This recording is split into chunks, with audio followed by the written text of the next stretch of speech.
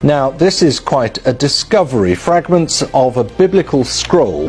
Turkish authorities have confirmed that an ancient Bible thought to be 1,500 years old. The discovery of Bible written 1,500 years ago has revealed many secrets to the public.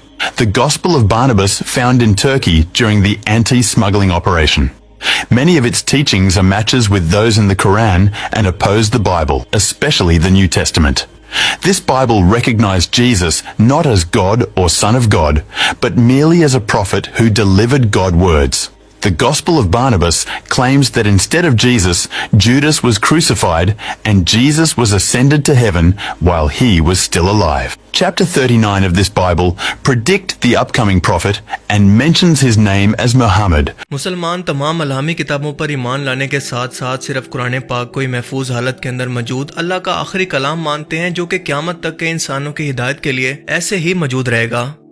इससे पहले कि तमाम अलामी किताबें अल्लाह का कलाम तो हैं मगर अपनी असली हालत के अंदर मौजूद नहीं है। मिसाल के तौर पर तौरात और अंजील, इन दोनों अलामी किताबों की खासियत ये थी कि ये मुस्तकबिल के अंदर आने वाली नई शरीयत या अल्लाह के रसूल की आमद को पहले ही इनके नाम और निशानियों के साथ बयान कर दिया करती थी, जैसा कि आसमानी सहीफों के अंदर हज़रत मूसा अलैहिस्सलाम की आमद की पेशन गोई का जिक्र था, जो कि बनी इसराइल को इस वक्त के फिरौन मिस्र की 400 साल की गुलामी से निजात दिलवाएंगे। इसके बाद तौरात में अगले रसूल हज़रत ईसा अलैहिस्सलाम की आमद की पेशन गोई की गई थी, जिन्हें यहूदी कौम ने दज्जाल कहकर सूली पर लटकाने की कोशिश की और अब तक इस मसीहा के इंतजार में हैं, जो कि असल में अब की बार असली दज्जाल होगा। बिल्कुल इसी तरह से बाइबल यानी अंजील मुकद्दस के अंदर भी नबी पाक सल्लल्लाहु अलैहि वसल्लम की आमद की पेशन गोई आपके ऐलान नबूवत से तकरीबन 600 साल पहले ही कर दी गई थी, मगर वक्त गुजरने के साथ साथ मजहबी पेशवाओं यानी यहूदी रब्बी और ईसाई पादरियों ने अपनी मर्जी के मुताबिक इन किताबों के अंदर बदलाव शुरू कर दिया। इन किताबों की तारीफ शुरू हो गई, क्योंकि अगर ये लोग ऐसा ना करते तो पेशन गोई के मुताबिक इनको अगले आने वाले रसूल मोहम्मद मुस्तफ़ा सल्लल्लाहु अलैहि वसल्लम पर ईमान लाना पड़ता, जिसके बाद पिछली तमाम शरीयत यानी क्रिश्चियनिटी और यहूदियत मुकम्मल तौर पर ख़त्म हो जाती, जो कि रिसालत का कानून है कि अगली आने वाली रिसालत के बाद पिछले नबियों की तमाम तालीमात ख़त्म या मनसूख हो जाती हैं। और जाहिर है कि यह बात तभी साबित हो सकती है जब आज से 2000 साल पुराना बाइबल का कोई असल नुस्खा ऐसा मौजूद हो, जो कि आप सल्लल्लाहु अलैहि वसल्लम की आमद की पेशन गोई को वाज़ेह तौर पर बयान कर दे। और हाल ही में ऐसा हो भी चुका है। जी हाँ, एक 1500 साल पुराना बाइबल का नुस्खा या स्क्रोल हाल ही के अंदर तुर्किया के अंदर मिला है, जिसके अंदर वाज़ेह तौर पर नबी करीम सल्लल्लाहु अलैहि वसल्लम की आमद का जिक्र आपके नाम और निशानियों के साथ मौजूद है और दुनिया का कोई भी पादरी इसको झुठला नहीं सकता। ये बाइबल 1500 साल पहले लिखी गई थी, जिसके सामने आने के बाद कई राव दुनिया के सामने आए और इस किताब का नाम है गॉस्पेल ऑफ बरनबास, जो इस्लाम की आमद से भी तकरीबन 75 से 100 साल पहले लिखी गई। तुर्किया में मिलने वाला ये नुस्खा दरअसल गॉस्पेल ऑफ बरनबास की एक ट्रांसलेटेड कॉपी है, जो कि असल में इब्रानी जबान के अंदर आज से 2000 साल पहले लिखी गई। क्रिश्चियनिटी के अंदर आज भी इस किताब को ऑथेंटिक नहीं माना जाता, क्योंकि इस बाइबल के असल नुस्खे के अंदर वो तमाम चीजें मौजूद हैं जो कि कुरान करीम के अंदर बयान है। यानी हज़रत ईसा अलैहिस्सलाम को सूली पर फांसी नहीं दी गई थी, बल्कि इन्हें जिंदा आसमानों पर उठा लिया गया था। वो अल्लाह के बेटे नहीं है, उन्होंने कभी भी इस चीज का दावा नहीं किया। वो सिर्फ अल्लाह के पैगम्बर थे, जिन्होंने बाकी पैगम्बरों और रसूलों की तरह अल्लाह का पैगाम अपने लोगों तक पहुंचाया। हजरत ईसा की बजाय इनके 12 साहबियों में से एक जुडस को, जिसे यहूदा भी कहते हैं, इसको सूली पर लटका दिया गया था, जबकि ईसा अलैहिस्सलाम को जिंदा आसमानों पर उठा लिया गया। और ये तमाम अकीदे आज की मौजूदा बाइबल, जो कि सबसे ज्यादा क्रिश्चियनिटी के अंदर मुकद्दस मानी जाती हैं, यानी लूक, मैथ्यू, मार्क और जॉन, जो इनके लिखने वालों के नाम के साथ मंसूब है, इनके तमाम अकीदों के खिलाफ जाती हैं, या यूं कहें कि मौजूदा ईसाईयत की बुनियादों के खिलाफ जाती हैं। बरनबास एक ऐसी अंजील का नुस्खा है जिसे खुद हज़रत ईसा अलैहिस्सलाम के असल सहाबी, जिसका नाम बरनबास था, इसने खुद लिखा, जो कि हज़रत ईसा अलैहिस्सलाम पर ईमान लाने वाले 12 सहाबियों में सबसे पहले लोगों के अंदर शामिल थे। और इसी किताब के अंदर हज़रत ईसा अलैहिस्सलाम की जिंदगी के हालात व वाक़यात बहुत तफसील से मौजूद हैं। इन वाक़यात के अंदर खुद बरनबास शामिल था, जिसका असल नाम यूसुफ और इंतहाई नेक होने की वजह से इसका नाम पड़ गया था बरनबास। ये इनके खुद के आंखों देखे हालात हैं जो कि इस किताब के अंदर लिखे हैं। लेकिन आपको ये जानकर हैरत होगी कि आज की चारों मुस्तनद अंजील मुकद्दस, जो कि हज़रत ईसा अलैहिस्सलाम के इन 12 सहाबा में से बाकी 11 की लिखी हुई नहीं है, बल्कि सिर्फ रिवायत इकट्ठी करके लिखी गई हैं कि फलां ने फलां से सुना और उसने आगे फलां से सुना, जिसने डायरेक्ट हज़रत ईसा अलैहिस्सलाम से सुना। जो कि सच है या झूठ, इसका कोई पैमाना नहीं। बरनबास को लिखने के बाद इसका तर्जमा रोमन हुकूमत के अंदर इटालियन और स्पेनिश जबान के अंदर किया गया था। यह अंजील मुकद्दस ईसाईयत का वजूद खतरे के अंदर डाल देती है, जिसके अंदर मौजूदा ईसाईयत की बुनियाद खड़ी है। यानी हजरत ईसा अलैहिस्सलाम अल्लाह के बेटे नहीं थे बल्कि अल्लाह के पैगंबर थे और इनके बाद मोहम्मद सल्लल्लाहु अलैहि वसल्लम की तशरीफ आवरी होने वाली है।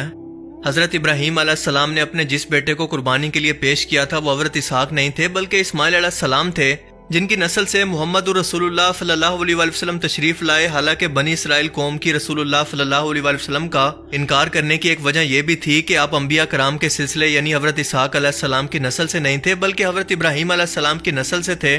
और यहूद व नसारा आज भी यह मानते हैं कि हजरत इसहाक अलैहिस्सलाम को अल्लाह की राह के अंदर कुर्बानी के लिए हजरत इब्राहीम अलैहिस्सलाम ने पेश किया था, जो कि सच नहीं है।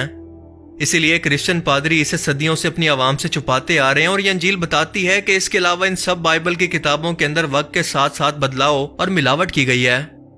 आज भी क्रिश्चियन पादरी इसका जवाब देने की बजाय इसे बाइबल का इस्लामिक वर्जन कहकर इसका इनकार करते हैं, जो कि बहुत ही लॉजिकल सा जवाब है, क्योंकि अगर ऐसा होता तो बाकी अंजील के नुस्खों को भी बिल्कुल इसी बुनियाद पर मुस्तनद नहीं माना जा सकता। और अगर वाकई ऐसा था तो आज ये किताबें हर मुसलमान आलिम की लाइब्रेरी के अंदर मौजूद होती, इसे पढ़ाया जाता और इसकी तबलीग की जाती। पर इस्लामी तारीख के अंदर कहीं पर भी किसी भी लिटरेचर के अंदर इसका जिक्र नहीं मिलता।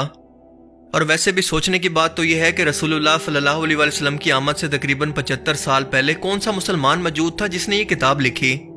तुर्की के अंदर स्मगलिंग रोकने के लिए तलाश के दौरान एक कलेक्टर के पास से ये नुस्खा अथॉरिटीज के हाथ लगा, जो कि किसी जानवर की खाल पर सोने के पानी से लिखी गई थी, जिसे आज भी तुर्की के एक म्यूजियम एंथिनोग्राफी म्यूजियम के अंदर रखा गया है।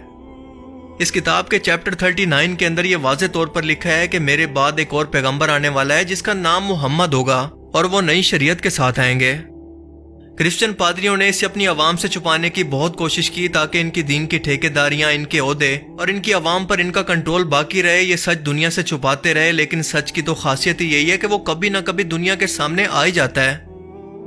बरन अब्बास इस किताब के शुरू के अंदर इसे लिखने की वजह बयान करते हुए कहते हैं कि मेरा मकसद इन लोगों की इस्लाह करना है, इन लोगों का ईमान बचाना है जो कि शैतान के धोखे में आकर यस्सु को अल्लाह करार देते हैं, यानी हजरत ईसा अलैहिस्सलाम को अल्लाह का बेटा बना रहे हैं, खतना को गैर जरूरी और हराम खानों को हलाल करार देते हैं। और वो मजीद कहते हैं कि इस जमाने के अंदर रोमन क्योंकि बुत परस्त थे, मूर्तियों की पूजा करते थे और इसीलिए हजरत ईसा अलैहिस्सलाम के मौजूद देकर इन्हीं लोगों ने सबसे पहले इन्हें अल्लाह का बेटा कहना शुरू कर दिया, जो कि बाद में बनी इसराइल की आवाम के अंदर भी मशहूर हो गया। खुद हजरत ईसा अलैहिस्सलाम ने भी इस अकीदे का इनकार करते हुए इसे फैलाने से रोकने के लिए बहुत कोशिशें की और ये तमाम कोशिशें इस किताब में वाकयात की सूरत में लिखी हुई हैं। यानी ये बात साबित है कि हजरत ईसा अलैहिस्सलाम के असल साहबी आपको अल्लाह का बेटा नहीं बल्कि अल्लाह का पैगंबर और रसूल मानते थे, जिन्हें अपने बाद आने वाले रसूल हजरत मोहम्मद सल्लल्लाहु अलैहि वसल्लम का नाम लेकर हुक्म दिया गया था कि अपने आने वाली नस्लों को इस बारे में आगाह करें कि वो अल्लाह के आखिरी रसूल हजरत मोहम्मद सल्लल्लाहु अलैहि वसल्लम पर ईमान लाएं। अब ये लोग चाहकर भी इस टेक्स्ट का इनकार इसलिए भी नहीं कर सकते क्योंकि इसके ट्रांसलेटेड वर्जन को यानी असल बरन अब्बास के नुस्खे को ट्रांसलेट करके इटालियन और स्पेनिश जबान के अंदर ट्रांसलेट करके लिखा गया तो उस वक्त 1500 साल पहले का टाइम था, जो कि रोमन दौरे हुकूमत था। और हम सभी लोग जानते हैं कि शुरू से ही अरबों की जबान अरेबिक जबान थी, ना कि स्पेनिश या इटालियन। ये दोनों जबानें उस टाइम के अंदर आज के मौजूदा यूरोप के अंदर बोली जाती थी, जो कि उस टाइम के अंदर यानी आज से 1500 साल पहले रोमन हुकूमत का हिस्सा थे। यानी किसी मुसलमान के तो इसे लिखने का सवाल ही पैदा नहीं होता। रसूलुल्लाह सल्लल्लाहु अलैहि वसल्लम की आमद से तकरीबन 75 साल पहले उस वक्त के एक पोप ग्लेसिस I ने इस किताब को पढ़ने वालों को मुजरिम करार दे दिया कि कोई भी शख्स इसको नहीं पढ़ेगा। और वजह यह थी कि इनकी अजारादारी, मजहबी मोनोपोली चैलेंज हो रही थी कि वो अपना असर और रसूख, अपना रुतबा सब कुछ छोड़कर उस आखिरी नबी के सामने अपने सर को झुका दें।